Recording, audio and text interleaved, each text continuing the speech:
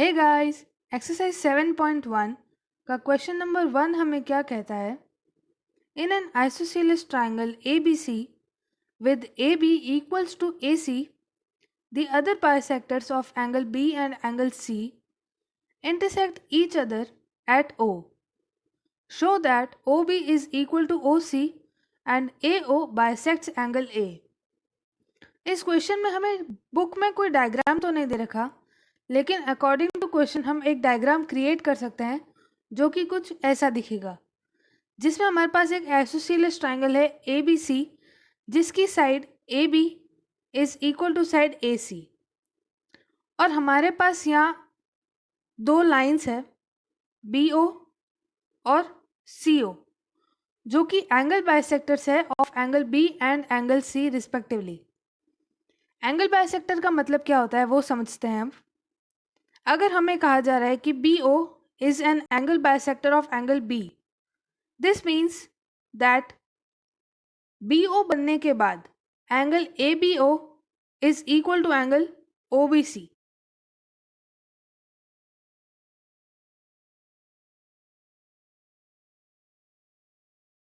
Angle OBC आई बात समझ में। सिमिलरली अगर हम कहते हैं कि OC is angle bisector of angle C, this means that angle ACO is equal to angle OCB and angle ACB, which is this one, is equal to the sum of these two angles। हमें ये चीज़ भी कही जा रही है कि हमें दो चीज़ें प्रूव करनी है। OB इक्वल टू OC, यानी हमें प्रूव करना है कि ये लाइन बराबर है इस लाइन के, फर्स्ट। और दूसरी चीज़ हमें क्या प्रूव करनी है? दूसरी चीज़ हमें प्रूव करनी है कि AO बाइसेक्ट्स एंगल A, यानी कि ये जो O पॉइंट है उससे हम अगर एक लाइन ड्रॉ करें जो वर्टेक्स A को टच करती है, तो ये जो लाइन होगी AO वो एंगल A को बाइसेक्ट करेगी, यानी angle BAO is equal to angle CAO। कहने का मतलब है कि ये जो एंगल है वो एंगल को बाइसेक्ट करेगी ये line AO, thus creating BAO, यानी कि जो ये वाला एंगल है is equal to angle CAO, ये वाला एंगल। आई होप आपको क्वेश्चन समझ में आ गया है। अब हम सॉल्यूशन पे चलते हैं। सॉल्यूशन में हमें क्या करना है? हमें ये पता है, सॉल्यूशन हम लिखेंगे given that AB is equal to AC। इतनी बात समझ में आ गई? ये इतना गिवन है। दूसरी चीज़ क्या गिवन है? दैट एंगल वन कौन सा है? हम लिख लेते हैं एंगल वन, इसको लिख लेते हैं एंगल वन, थोड़ा अच्छे से लिखते हैं, इसको लिख लेते हैं एंगल वन।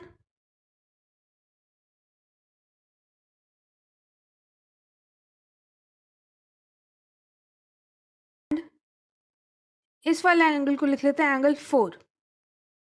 ठीक है, तो हमने एंगल की नेमिंग कर दी है। अब हमें ये चीज़ गिवन है that angle 1 is equal to angle 2 and angle 3 is equal to angle 4।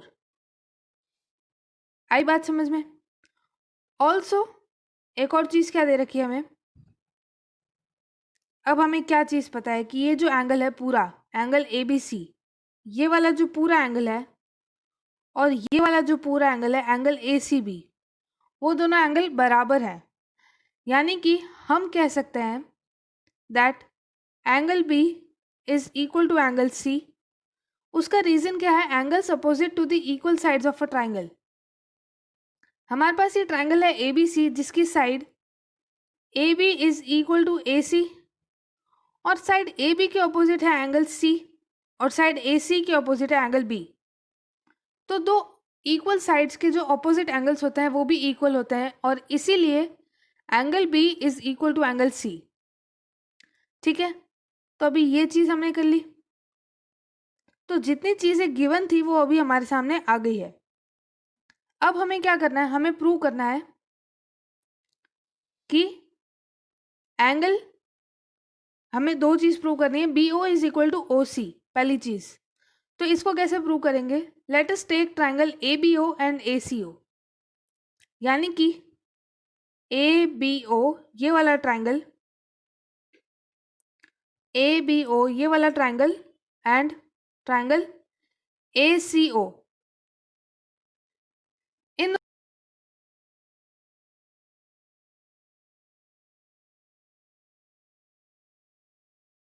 Given है हमें, इन दोनों ट्राइंगल की this side is equal to this side. Second चीज हमें क्या मिलेगी, AO is equal to AO common, तो हम यहाँ लिख लेते हैं that AO is equal to AO which is common. और तीसरी चीज हमें क्या मिलेगी यहाँ पर, अगर हमारे पास angle B equal to angle C है, यहाँ लिखते हैं angle B equals to angle C, हमें पता है। Also angle B is equal to angle 1 plus angle 2 and angle 1 is equal to angle 2, तो एंगल B हो जाएगा 2 एंगल 1 या फिर half of angle B is equal to angle 1। इतनी बात समझ में आई। अभी मैंने क्या किया, मैंने बताया कि angle B is equal to angle C और एंगल B को लिख सकते हैं हम angle 1 plus angle 2। Also angle 1 is equal to angle 2, तो इन दोनों के सम को हम इसको लिख सकते हैं 2 एंगल 1, तो एंगल B को भी लिख सकते हैं 2 एंगल 1, तो एंगल 1 की वैल्यू क्या होगी, angle 1 is equal to half of angle B। Similarly angle 4 would be half of angle C। आई बात समझ में? तो इसी चीज को हम आगे लिखेंगे यहाँ पर, that if angle B is equal to angle C, this implies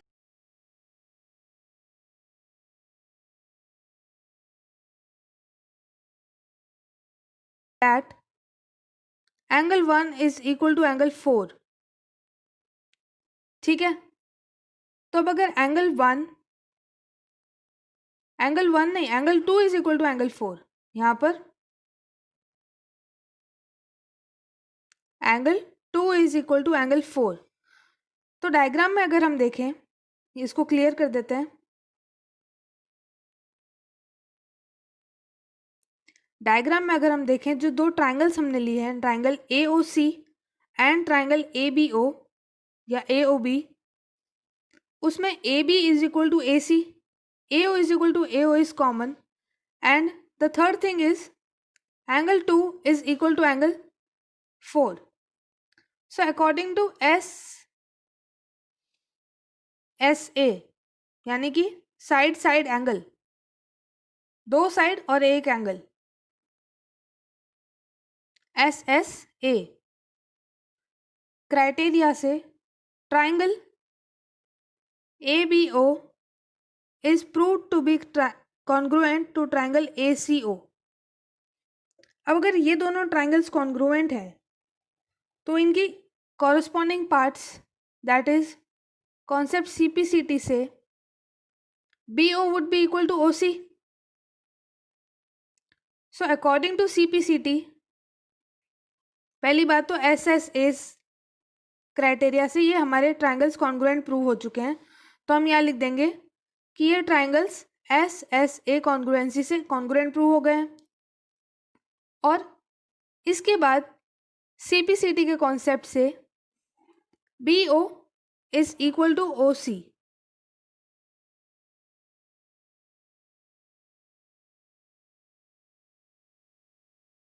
कौन सा एंगल, एंगल ये वाला मार्क कर लेते हैं इसको, एंगल X और एंगल Y।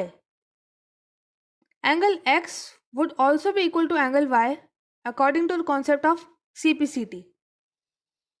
सो इसी तरीके से क्वेश्चन 1 बहुत ही इजीली हमने सॉल्व कर लिया है। आज के लिए इतना ही, गुड बाय।